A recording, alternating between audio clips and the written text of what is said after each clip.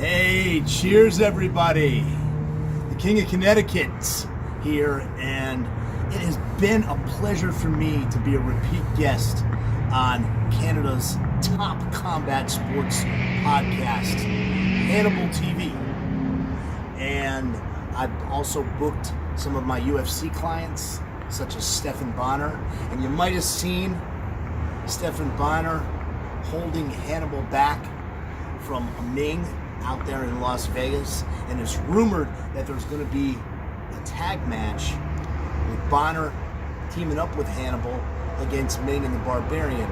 And I've got to say, Ming and Barbarian, there's a lot of myth surrounding those guys. There's no myth surrounding Stephan Bonnar, UFC Hall of Famer, and Hannibal, Devin Hannibal Nicholson, Canadian National Freestyle Wrestling Champion and Canadian National Grappling Champion. Bonnar and Hannibal would literally crush Ming and Barbarian. Now there's something else that's been going on Hannibal TV that I wanted to weigh in on, also relating to MMA and pro wrestling.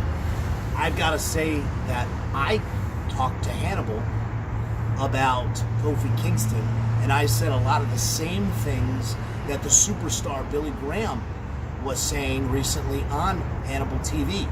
And I related to this.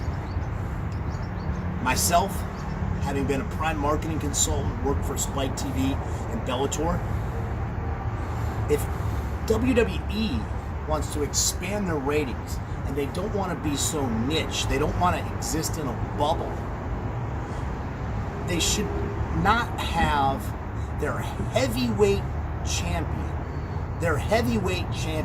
walking around at 170 pounds soaking wet like Kofi Kingston. UFC middleweights walk around between 210 and 220 and they cut down. So you're talking about UFC middleweights walking around 50 to 60 pounds heavier than your heavyweight champion. Kofi Kingston is a lightweight. I relate this to years ago, about 2012, when I was with Kamal Shalarus at Extreme Couture in Las Vegas, and we were staying with a great guy, Neil Melanson, who was Randy Couture's grappling coach. And in the house was his roommate, Neil's roommate, who a lot of you wrestling fans know, all of you know, Bryan Danielson, known in WWE as Daniel Bryan. Also a good guy. But Kamal and Daniel were the same size. Bryan Danielson's actually a pretty good grappler, but if he was in UFC, he would be a lightweight, because at that time, Kamal was fighting for UFC as a lightweight. So I agree with you, superstar. Largest arms, greatest charms, baby.